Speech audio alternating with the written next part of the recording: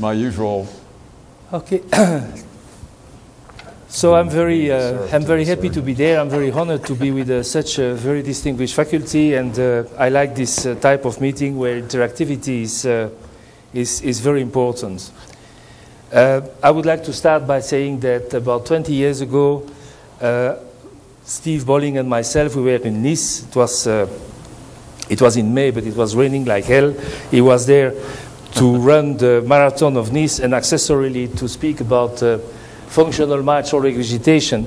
And already at that time, he was insisting on the coaptation reserve. And I remember that I was exactly thinking in his direction. He just had published the first paper, and we met at the coffee, and we say, probably we should go to 1 centimeter coaptation. So I'm giving this talk with pleasure, but I'm very glad that Steve is here beside me to support what I say, or even to challenge what I say. Functional mitral regurgitation is also called secondary. In fact, in the European guidelines, they don't speak about functional anymore, they speak about secondary. And secondary or functional can be divided in ischemic and non-ischemic.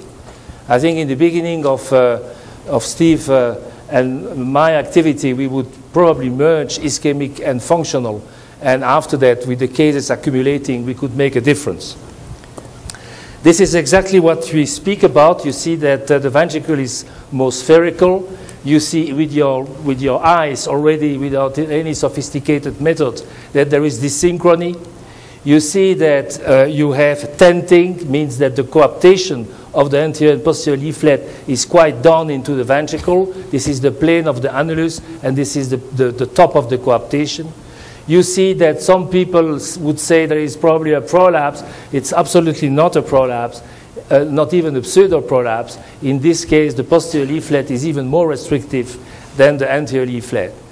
And as Clark said already, this is the typical site where the secondary coma, the strut coat, is on the anterior leaflet.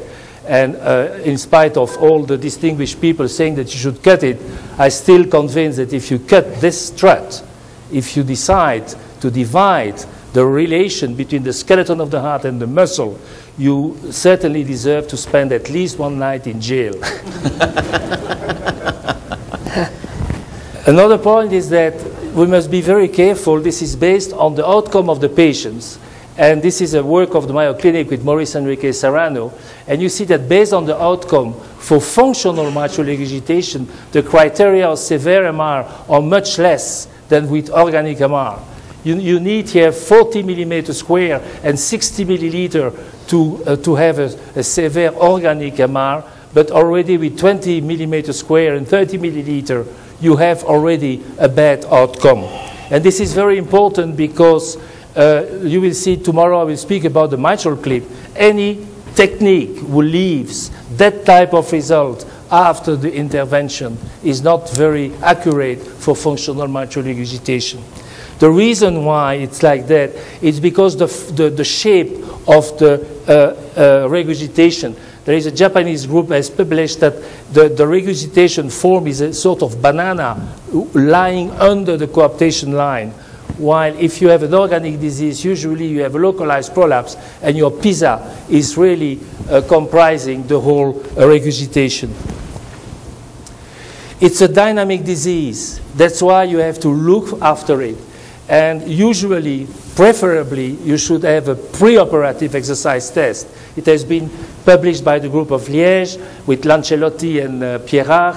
And I think it's ideal. And you should do an exercise test and not a dobutamine test, because if you do a dobutamine test, you're going to influence as well the activity of the ischemic muscle. So it must be exercise testing. If you do not have that, we have published in, when I still was in Brussels, must be 1996, we have published a preoperative dynamic testing. So if you have somebody sent to you for a triple vessel disease and a grade 3 MR, and when he comes to you after an optimal medical treatment, the mitral regurgitation is about 1 or 2, or even less after anesthesia, I think you should, before saying I'm not doing anything, you should do a test. And this is the test that we propose. You cannulate the aorta, you put the Swangans, a transesophageal echo, and you load the ventricle through the aortic cannula quickly. You ask the perfusionist to fill full speed the heart, and you follow the diastolic pulmonary pressure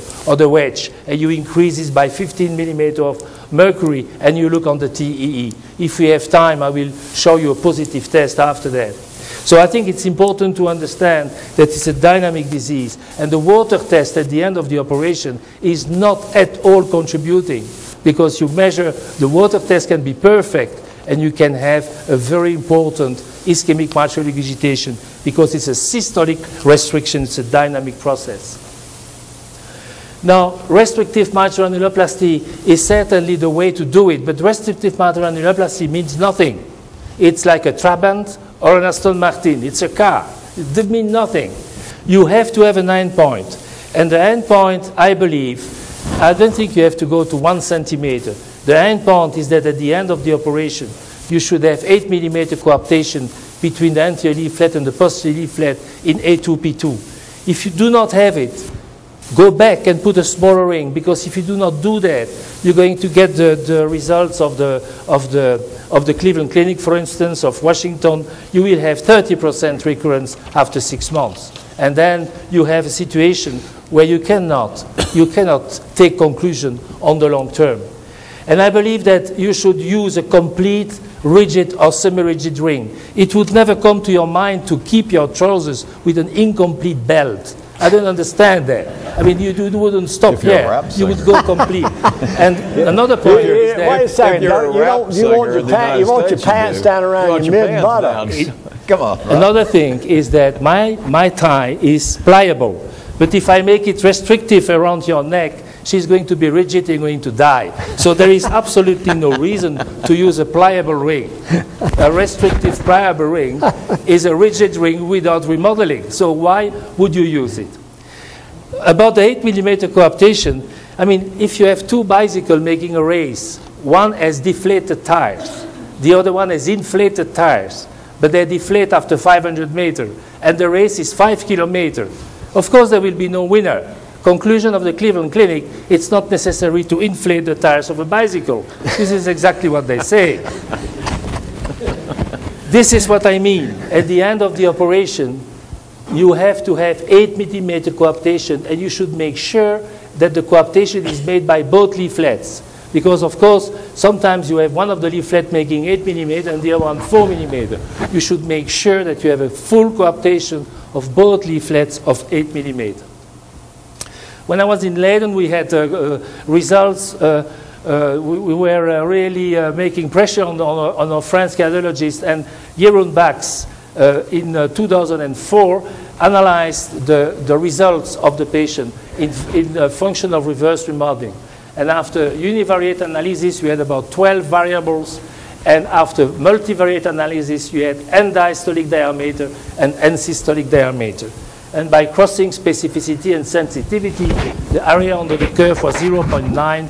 We saw that, in fact, the cutoff value was 65 millimeter. In other words, if you have a preoperative end diastolic diameter of 65 millimeter, you have a threshold value, and below that, if you do a correct restrictive mitral annuloplasty, you can hope reverse remodeling. And this is the same for the end diastolic diameter of 65 and systolic diameter of 51. And after that, we took the population of Leiden and we split it in preoperative diameters, and you see that there is an enormous difference in survival. So not only reverse remodeling, but survival. This group is completely different of this one, having used the same technique. Another point is that it's not by adding annuloplasty that you increase the mortality of the patient. The mortality of the patient is induced by the status of the patient, not by the fact that you add an annuloplasty. And you see all mortality, look at the readmission for the need for biventricular ICD, the need for readmission for heart failure. Everything is different in both groups. Now, the people say, well, maybe you improve somewhere the patient, but it's not going to improve survival. And there was the paper of the group of Steve showing that at long-term follow-up, there was no difference between annuloplastic group and non-annuloplastic group. Well, in Leiden, we dissected this paper, and we had some criticism about the construction of the paper. So, of course, it exists. It does exist. It is quoted regularly. But in the meantime, the opinion is changing. And you see this paper with Maurice Enrique Serrano, if you look at this paper, you will see that there are elements of this paper, a major predictor that functional mitral regurgitation treatment may improve outcome. And even if in the Stitch trial, which is a bad dream for many of the surgeons, you see here the Stitch trial. Even in the Stitch trial, after adjustment for baseline prognostic variables, the hazard ratio for CABG with mitral surgery was 0.41. So they say adding mitral valve repair to CABG may improve survival. And finally, we have the RHYME trial. This has been published recently, published in American Heart, presented in American Heart, and published in Circulation. You see that we have a greater improvement in the primary endpoint of peak oxygen consumption and a decrease in natriuretic peptide reduction. These are two elements who have been proved to be dependent, to be linked to an increased survival. And this trial had to be stopped. The study was stopped early after review of interim data because restrictive mitral and CABG was so superior to CABG that and there is a cap and a wonder cap. Why? They should probably inflate the posterior inferior compartment like shown by Bob Levine in his beautiful experimental experience, and when he was blowing the balloon into the pericardium, pushing on the posterior inferior wall, it would disappear. It would let disappear the mitral insufficiency. So maybe it's possible in the future, if they can find money again, maybe Sorin has too much money, they should invest in it. If they do that, there is probably a possibility to correct outside of the heart, on a beating heart, probably with a very less invasive approach. So finally, what the surgeon would like to know from the echocardiographic about ischemic mitral regurgitation, well, I think probably end-diastolic diameter before the operation, the posterolateral angle, the tenting area, the tenting distance, the end-systolic diameter, and also the anterior angle of the mitral valve, the interpapillary muscle distance. Normally it should be about 20, 25. If it's 35, you should do something. Treat desynchrony, preferably before the operation. But if you have somebody which is not treated for desynchrony, personally we come off bypass with atrio biventricular pacing. We put 4 pacemaker electrodes, 2 on the right ventricle, 2 on the atrium, 1 on the left ventricle. And this electrode from the left ventricle plus 1 of the right ventricle on the negative pole and the other one of the right ventricle on the positive pole. When you pace this patient, you come with the atrio biventricular pacing.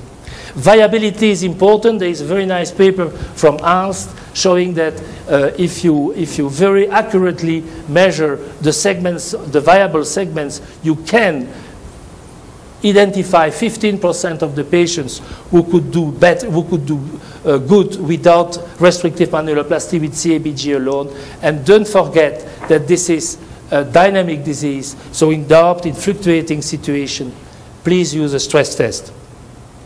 I think this is finished. I have a film of 4 minutes showing how I measure the ring, but I don't know what do you want. Go. Yep. Okay, so then I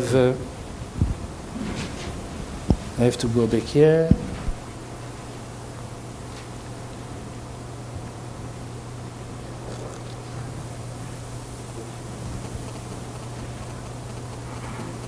So I'm going transeptal. I'm sorry for the less aggressive, the less access people in the room. So I'm going transeptal, 2 centimeters from the AV groove. You see that, as usual, the right atrium is like a railway station with pacemakers and swangans. I'm going through the foramen valley on my side, like that. Respect the reach. under.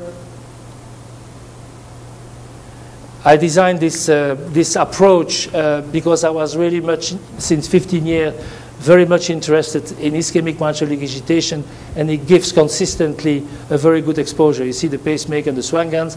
There I go through the interatrial muscular septum and I respect the left atrium, the roof. Here you see the mitral valve, and you see it's not very frequent, but you see that there is a chronic dilatation of the annulus in P2, P3.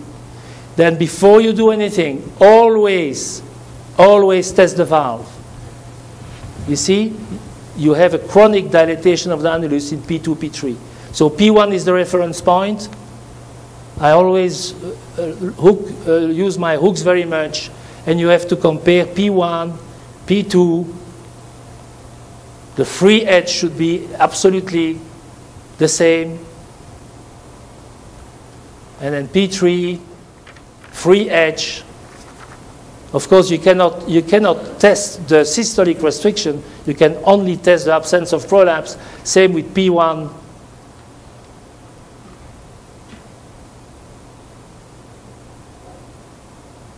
P2 and P3, and after that I will show you how I measure the ring. I measure the ring using the maximum height of the anterior leaflet. I don't care about the surface, I don't care about the intercommissural distance, I don't care about the intertrigonal distance because it's a ghost. I never saw a trigone. I see commissures, but I don't see the trigone. And by doing that, you're avoiding the sum, and you are having a very reproducible way to measure it. So I take the longest dimension of the anterior leaflet, and I measure it with the sizer. It's a 34 here, and I know that with my ring, with the ring that I'm using, the physio one, it's going to be 2 sizes under. It's absolutely not the same in other rings. For instance, the Geoform, Steve is the co-inventor of the Geoform, it's probably less. Doesn't matter what you do, the ring must be complete, it must be rigid or semi-rigid, and you should always have as endpoint 8mm coaptation at the end of the operation. Thank you. So Robert, you come off bypass and you put in a 24 ring, the smallest one available. You come off bypass and you've got no MR, but you've only got 3mm of coaptation. Now what are you going to do? There's no smaller ring. It never happened to me. 3mm with the 24. I mean, that's a big, the 34 ring in no, but I'm using measured 34 is a large anterior leaflet there. I mean, you really don't have 34. I put a 30. If it's 28, I put a 24. Right. And so how about if it's 26? What do you do? If the 26, I put a 24. Right. And I pray, but it happens. I think about 2 or 3 times because.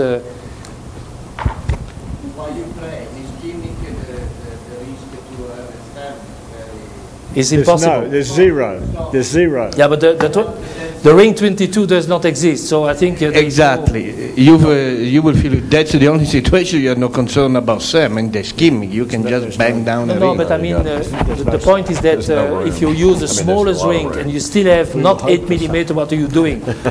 Well, then you use the smallest ring. But you need to assess before. If you see the restriction of your leaflet, the Seagull imaging, if the restriction on the preoperative echo of your leaflet is so much, you should think twice if you go in, either you add a ventricular procedure or you go in just with a valve, especially if it's an old patient. No, I do not follow this thing, because I think you have to look at the end diastolic diameter before the operation, first. Exactly. Secondly, you have to look, is there not an aneurysm posterior inferior? And if there is an aneurysm posterior inferior, you should correct it. And if you do not have an aneurysm posterior inferior, usually it works. It works very well. You should not be too sophisticated before the operation. The magic number is 65. Just eliminate anatomical cause for aneurysm posterior inferior, and then you go with your dimension during the operation. Just to understand each other, how do we call that? Minimal, vertical, transeptal atriotomy? If we are talking over the phone to understand each other, what did we do? How do we call that approach? You do essentially you do a vertical transeptal, but you stay in the interatrial septum. You don't go over the roof of the left atrium. No, I respect completely the left atrium. Not to divide the sinus artery.